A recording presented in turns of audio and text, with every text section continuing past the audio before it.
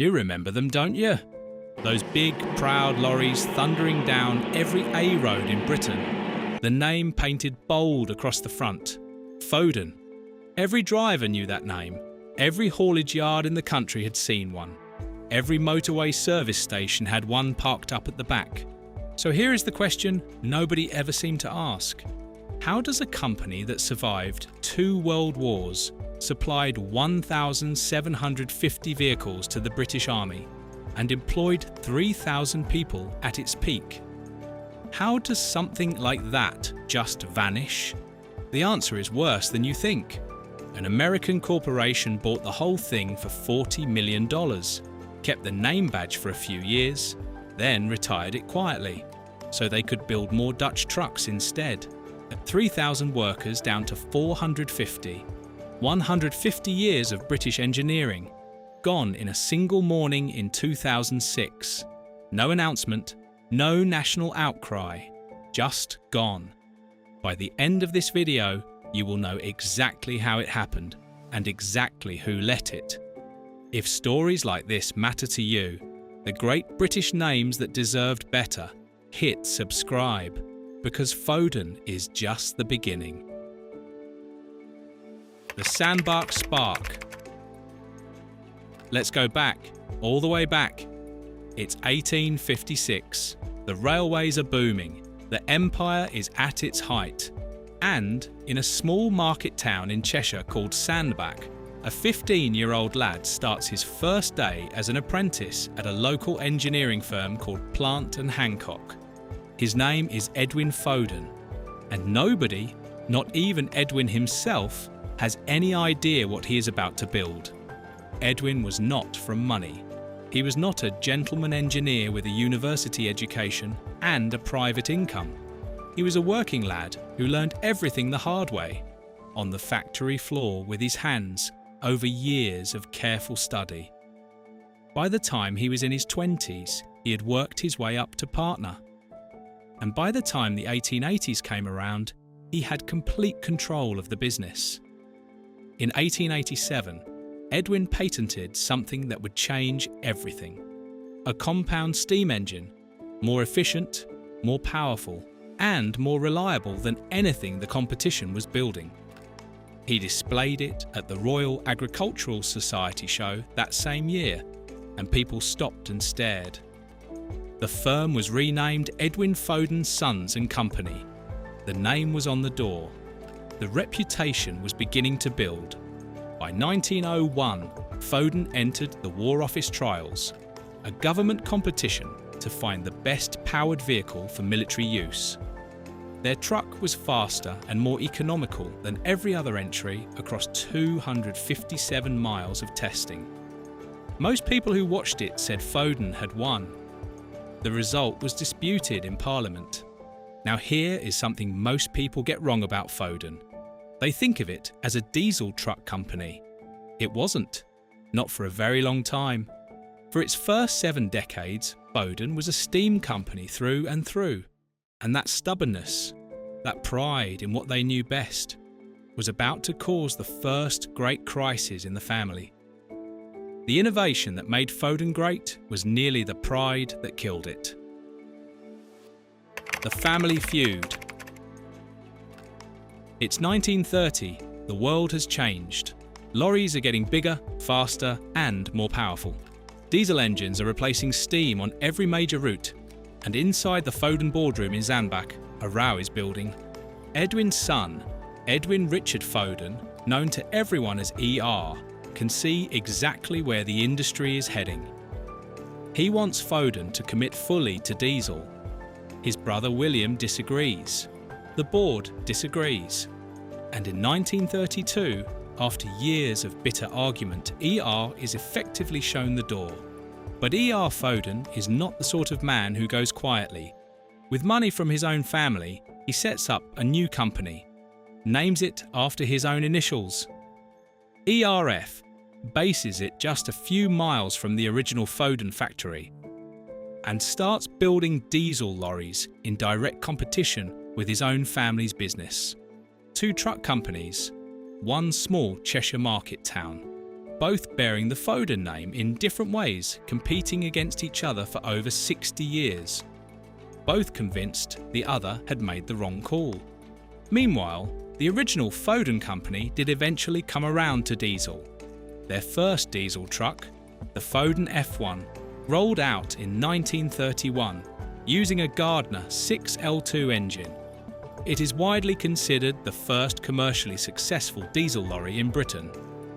So they got there, just a step behind the man they had pushed out of the boardroom. Then came the war.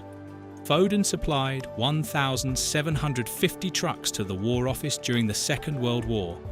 They also built tanks and shells. The war transformed the company.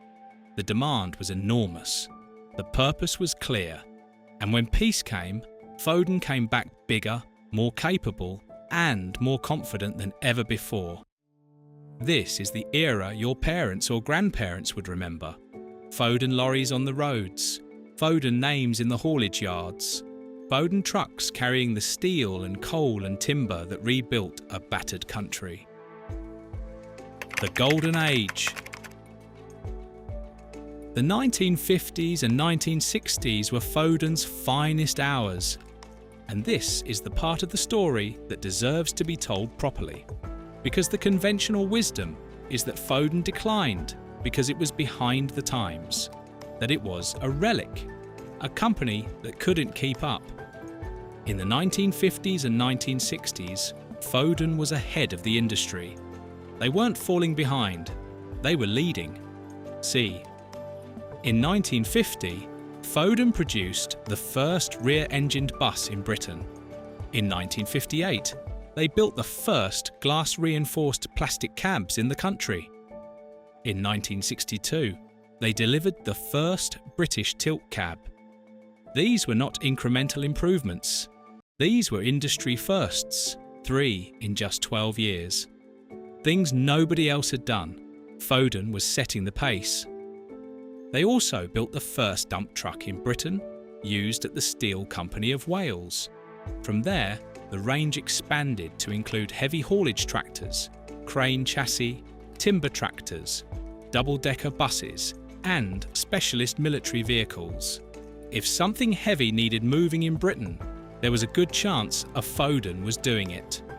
The workforce was proud, the order books were healthy, the trucks were respected from one end of the country to the other. And in the early 1970s, Foden did what any ambitious British manufacturer would do. They invested heavily in the future. A brand new production facility, £5 million, state-of-the-art, an overhead conveyor system designed to dramatically increase output. It was the kind of investment that said, "We are here, we are serious, and we are not going anywhere." It was also the decision that would nearly destroy them. The beginning of the end. The oil crisis hit in 1973, just as the new factory was coming online. Fuel prices went through the roof. The haulage industry ground down. Demand for new heavy trucks collapsed. The very market Foden had expanded to serve was suddenly shrinking. Add to that industrial strikes, power cuts, and one of the worst recessions in post-war British history, and you start to understand what Foden was walking into. When the financial crisis hit in December 1974, Harold Wilson's government had to step in with public money to keep Foden alive. A proud, family-founded British engineering firm, taking a government bailout to survive. That was how bad things had gotten. They fought back. Large contracts from the Ministry of Defence kept the orders coming in. By 1977 and 1978, Foden was back to reasonable profitability, but the damage had been done. The confidence was gone, the balance sheet was fragile. And then, in 1980, the end came. Foden's Limited went into receivership in July of that year. In September, an American company called PACCAR Inc. stepped in and bought the assets, but not the liabilities, for just under $40 million. The original Foden company, as a legal entity, was gone. They renamed it the Sandbach Engineering Company and started again. Now, here is the aha moment, the one that reframes everything. PACCAR is often cast as the villain, but Foden had already failed under British ownership. The company went into receivership before any American was involved. The uncomfortable question is not why an American firm shut it down. It is why British industry let it get to that point in the first place. Under PACCAR, the workforce fell from 3,000 to just 450 within 6 years. The trucks kept rolling out of Sandbach. The name stayed on the cabs. But the soul of the place had changed. And by the late 1990s, the clock was very nearly up. The final act. In 1996, PACCAR bought DAF Trucks. In 1998, they bought Leyland. Suddenly, they owned 3 truck brands in Britain and Europe, and they only needed to keep 2 of them running properly. Foden was the odd one out. From 1998 onwards, the trucks coming out under the Foden name were not really Fodens at all. They were DAF trucks, built by a Dutch company to Dutch designs, with a Foden badge bolted on the front. The name remained. The engineering, the heritage, the craftsmanship, gone. In 2005, PACCAR made the announcement official. Foden production would cease in 2006. The reason given was practical. They needed the capacity at the Leyland plant to produce more DAF trucks, more volume, better margins, simpler logistics. 150 years of British heritage retired to free up a production line. The last Foden ever built was an 8x4 rigid truck. It was delivered to the British Commercial Vehicle Museum, not a customer, a museum. Think about that for a moment. The final product of 150 years of British engineering went straight into a display case, not onto a road, not into a haulage yard, into a museum. There was no ceremony, no national moment of reflection.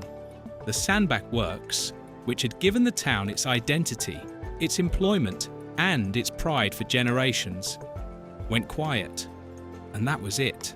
Foden did not die because the trucks were bad. The product was excellent right to the end. Foden died because the market had changed around it, because scale and cost and international ownership had become more important than quality and craftsmanship and local identity. And the thing is, Foden was not alone. Across the same decades, Britain lost AEC, Guy, Atkinson, Seddon, Albion, one great truck name after another, absorbed into larger groups and eventually retired. The haulage yards that once rang with the sound of British-built engines went quiet, one by one. The trucks that built modern Britain were made in towns like Sandbach, and the people who built them deserved better than to be forgotten. If you are old enough to remember seeing Fodens on the road, those big, proud cabs with the name across the front, then you already know what was lost. Not just a brand, a way of doing things, a belief that Britain could make something world-class right here with its own hands. That belief is worth keeping alive, even if only in stories like this one. If this video meant something to you, subscribe, because there are more names like Foden, and every one of them deserves to be remembered properly.